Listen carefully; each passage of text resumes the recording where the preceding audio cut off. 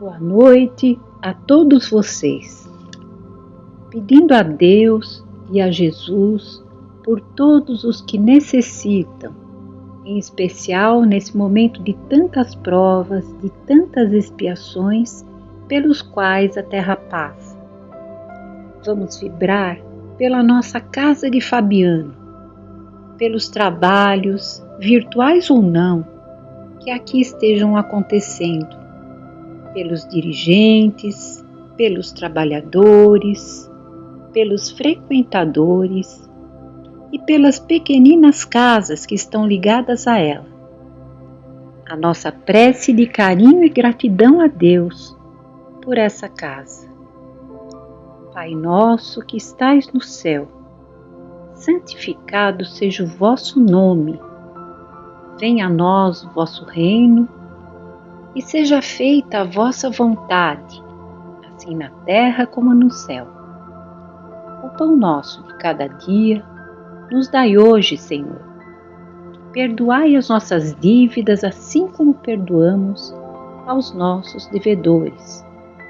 Não nos deixeis cair em tentações, mas livrai-nos de todo o mal.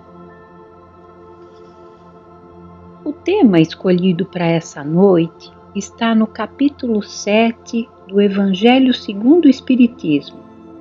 Bem-aventurados os pobres de espírito.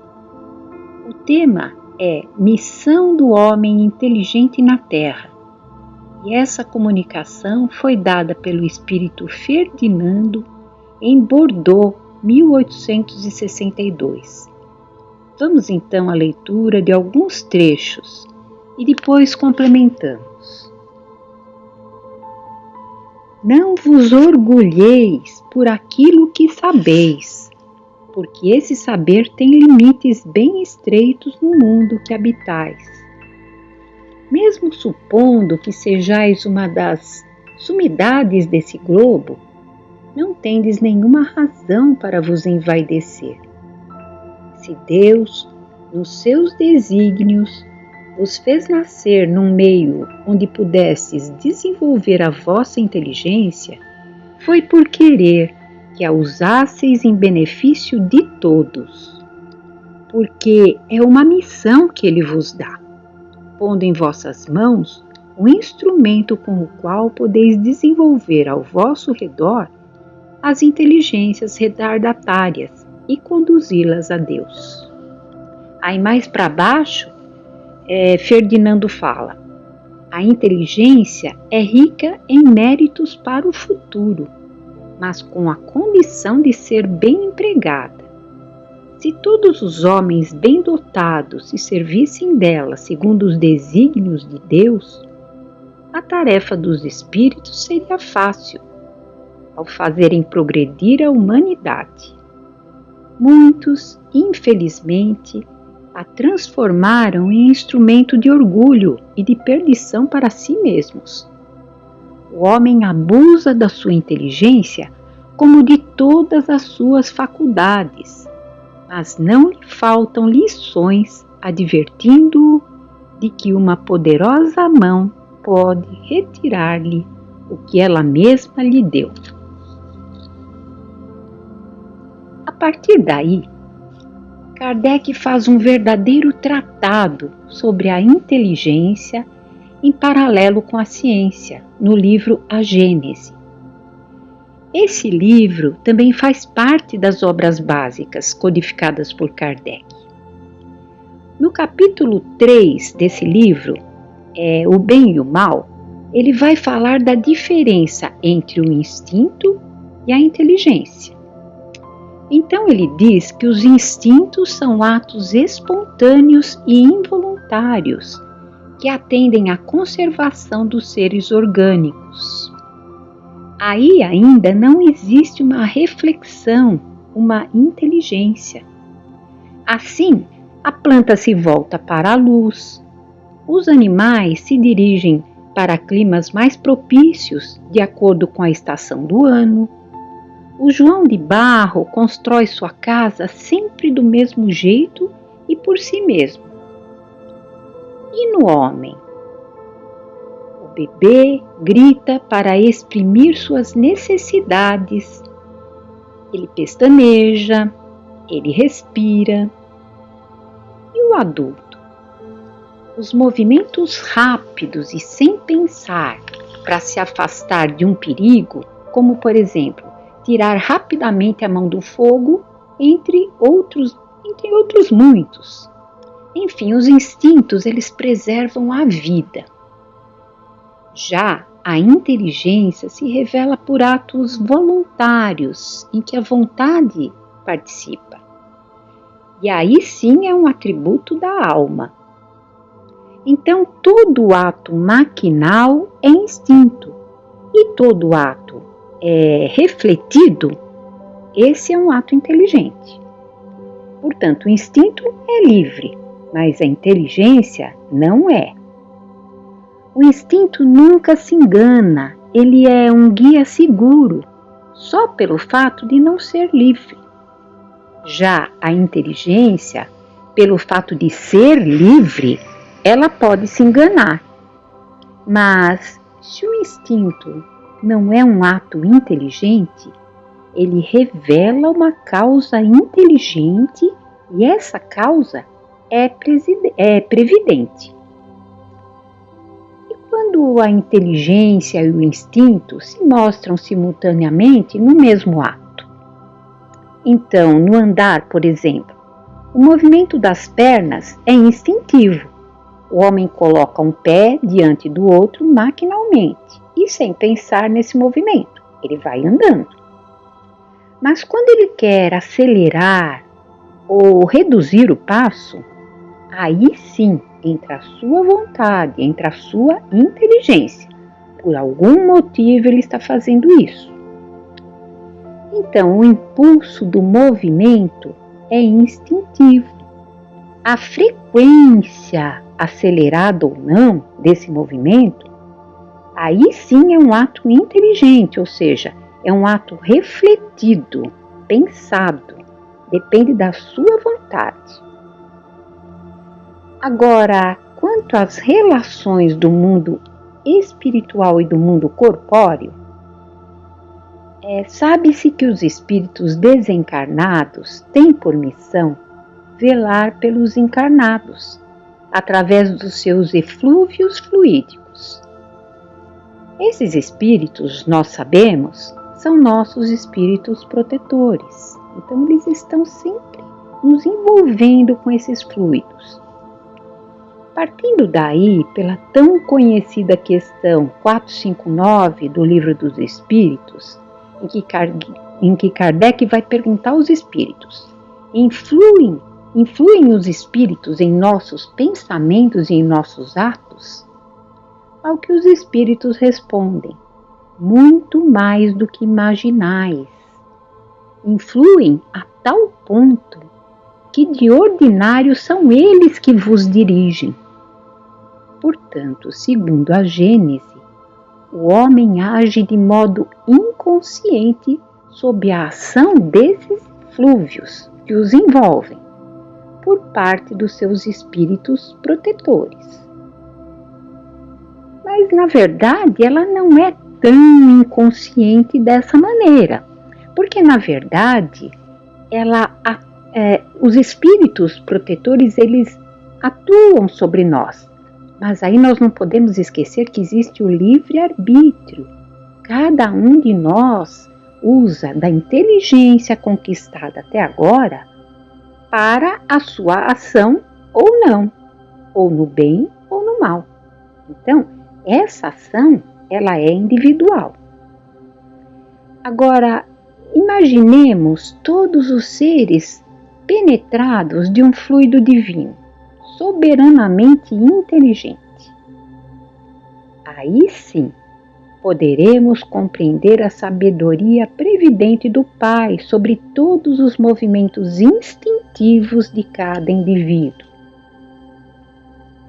Mas essa solicitude será tanto mais ativa quanto menor forem os recursos das inteligências. E é por isso que ela se mostra maior nos animais e nos seres inferiores do que no homem.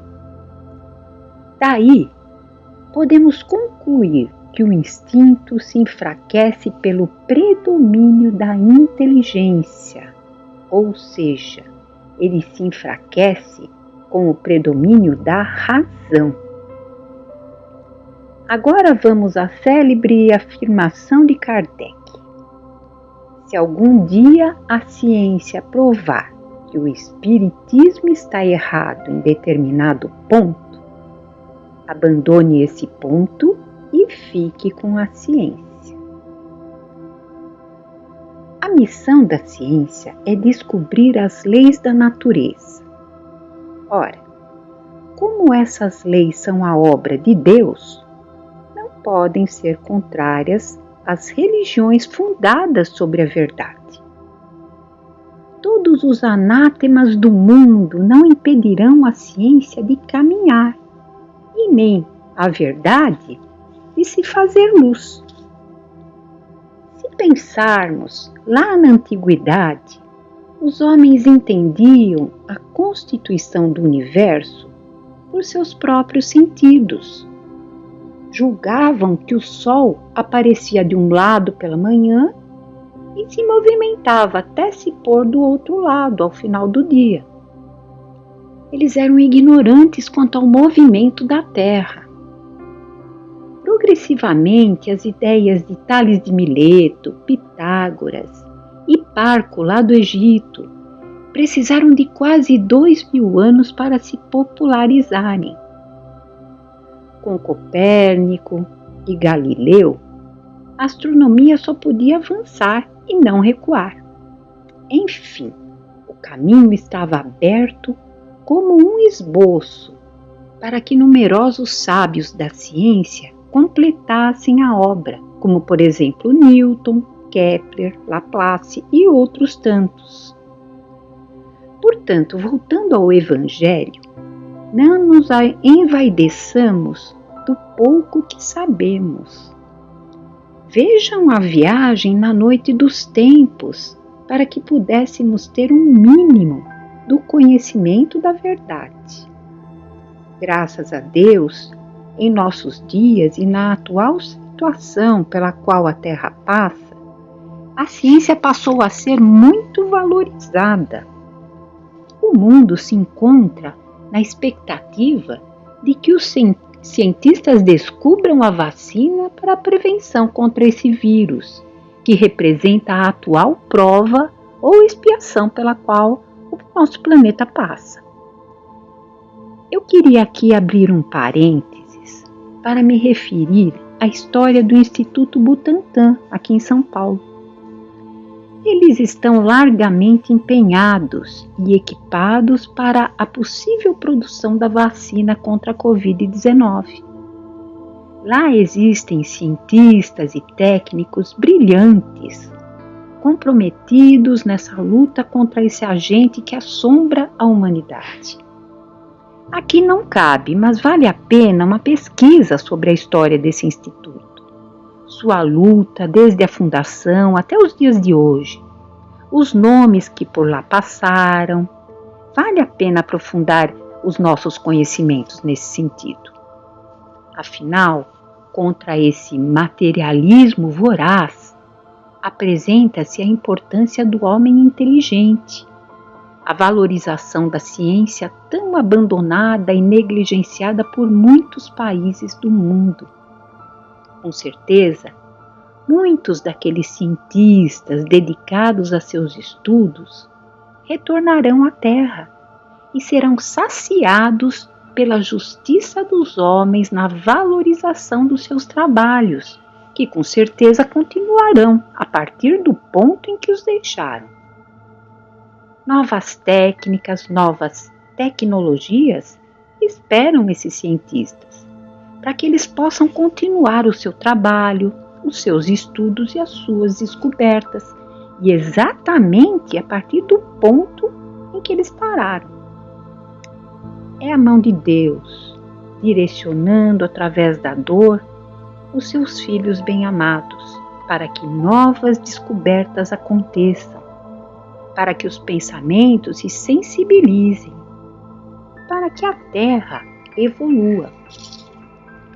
Mas tudo isso só terá êxito na presença da humildade, na certeza de que a inteligência ainda tem muito a se desenvolver nos habitantes da Terra, que o nosso cérebro só utiliza 10% da sua capacidade e que cada um de nós tem muito a aprender e ensinar também.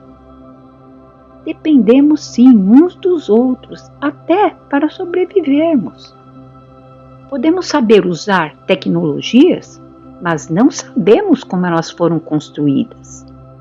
Nos alimentamos, mas não temos a sabedoria do homem do campo, aquele que planta. Andamos por ruas, estradas, avenidas, viadutos, mas nem imaginamos como eles foram construídos. Sempre temos a aprender com o outro, por mais que nos julguemos detentores de inteligência. Todos possuem sua sabedoria, mas essa sabedoria é relativa naquilo que eles dominam. Por exemplo, um vizinho meu, ele conhece informática. Um amigo é farmacêutico. O outro conhece um instrumento musical. E assim, cada um detém uma parcela, apenas uma parcela do conhecimento que está aí. Lembremos as palavras que foram repetidas por aquele sábio Sócrates no decorrer da sua vida. Ele dizia: eu só sei que nada sei. Vamos então refletir sobre esse homem inteligente, dito lá no Evangelho, e o quanto nos falta para atingirmos essa meta. Confiemos na previdência ou na providência divina. Boa noite e até uma próxima oportunidade.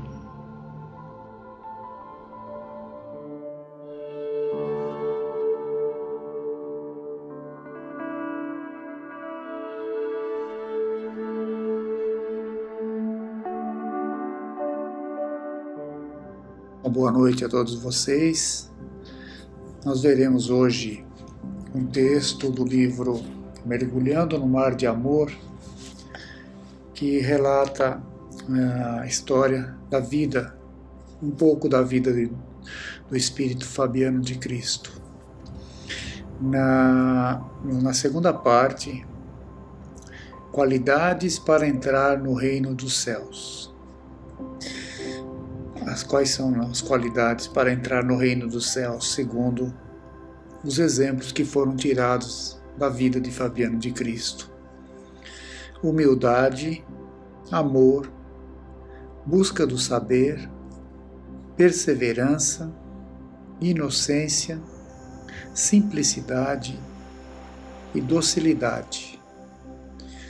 Então agora veremos a descrição de cada uma dessas virtudes. A humildade, capacidade de reconhecer-se pequeno, ter os pés no chão, evitar sonhos de grandeza inexistente. Ser humilde é diferente de ser humilhado. O humilde é, naturalmente, cheio de dignidade. O humilhado acaba perdendo a dignidade. A humilhação é uma repulsão. A humildade é um crescimento. Agora o amor. Perdoar, esquecer as ofensas, transformar as diferenças em somas, em agregações, ser como o sol que se abre para todos, ou a chuva que beneficia a erva boa tanto quanto a erva daninha, sem distinção. O amor é o alimento da alma, tão ou mais importante que o alimento do corpo. Uma alma sem amor pode ter um corpo forte, mas será fraquíssima, seca, feia, infeliz. O amor só existe quando compartilhado. Deus é amor. Viver é concentrar todas as energias em adquirir a capacidade de amar. Agora, a busca do saber. Não esmorecer ante o que ainda não compreende. Perceber que saber é sentir. Saber é maior do que cultura. A verdadeira sabedoria está em seguir a lei de Deus. Há muitas pessoas que supervalorizam a cultura, os títulos. Cultura vem de fora para dentro. Sabedoria vem de dentro para fora. Sabedoria é resposta aos estímulos divinos, sempre em nós. Cultura nem sempre está associada à sabedoria. Senão, os doutores diplomados não cometeriam crimes. Cultura é algo necessário, mas não suficiente. Perseverança. Constância de objetivos, sejam quais forem os obstáculos. Somos ainda muito atrasados para perceber o objetivo supremo de nossa vida, que é atingir a plenitude da capacidade de amar. Crescemos para o amor, lentamente. Ao longo dessa trajetória, o amor toma muitos nomes: tolerância, paciência, disciplina, perdão, compreensão, solidariedade. Perseverar é buscar o bem, mesmo que não saibamos direito do que se trata. O amor é um rumo, uma trilha a ser percorrida, não um trilho sem alternativas. Agora, a inocência. Incapacidade de prejudicar a quem quer que seja. Ser como criança. Fabiano lembrou que, certa vez, quando ainda era comerciante, foi a um jantar em casa de um rico usineiro. Um casal sentava-se quase ao lado de Fabiano, comendo em uma bandeja enfeitada. As pessoas viam o casal comer. Ao serem apresentadas, por educação, a comida era oferecida. Também por educação, ninguém aceitava o oferecimento. Os adultos, como é natural, recusavam polidamente. Mas o menino esticou os olhos para a bandeja e não conversou. Pois eu quero o pudim. Os pais ficaram constrangidos, mas o menino insistiu. Falou a sua verdade durante todo o tempo, sem ferir a ninguém. Isso é inocência. Por isso Jesus disse: que venham a mim as criancinhas. Fabiano sorriu. Simplicidade. Viver sem cálculo, sem hipocrisia. Buscar o despojamento. Não valorizar cargos ou posições. Não valorizar as exterioridades. Não valorizar a majestade do cargo. Não somos importantes pelo cargo ou posição.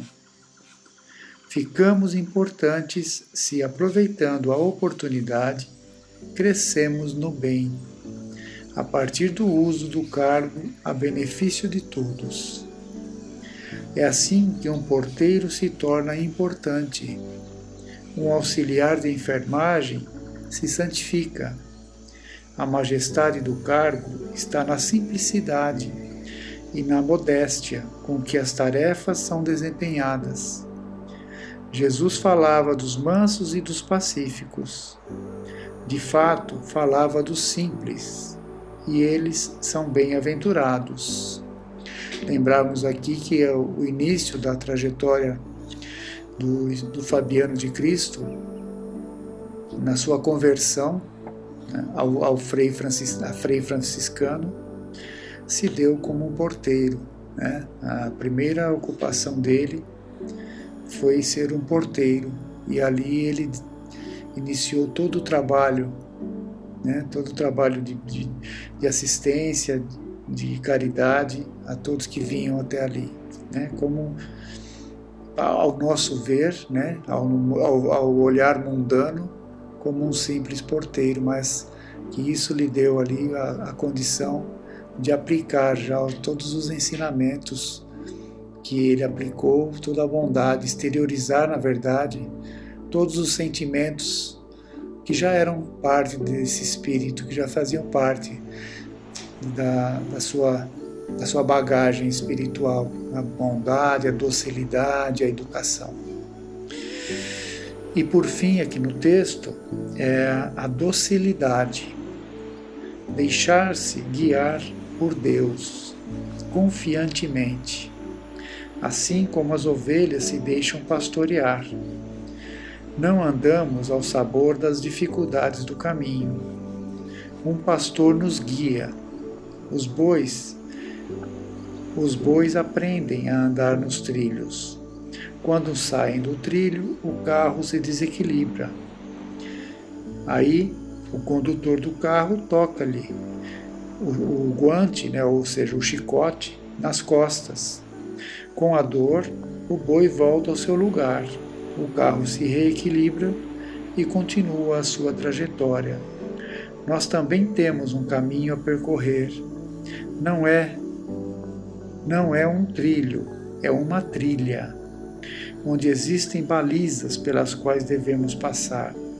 Mas, para que o carro da nossa vida não se desequilibre, precisamos ouvir o chamamento do pastor, a fim de que o guante, ou o chicote, da dor não nos obrigue a movimentos que não gostaríamos de fazer.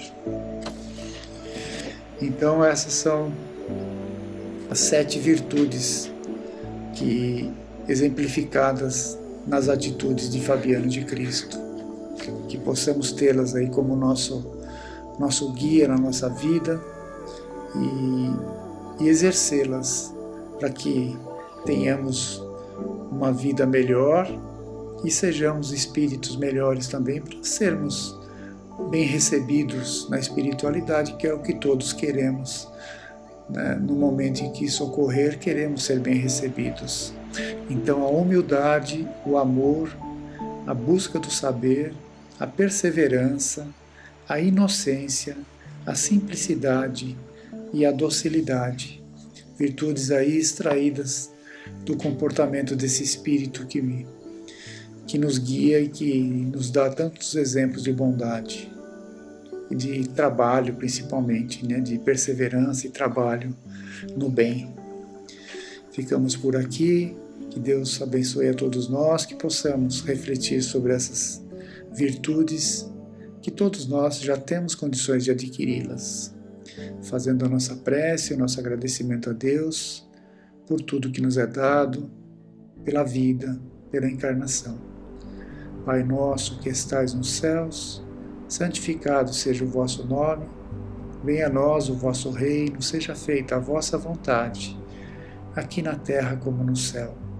O pão nosso de cada dia nos dai hoje, perdoa, Senhor, as nossas dívidas, à medida em que perdoamos os nossos devedores. E não nos deixes cair em tentações, livra-nos de todo mal. Que assim seja, graças a Deus e a Jesus. Tenhamos todos uma boa noite.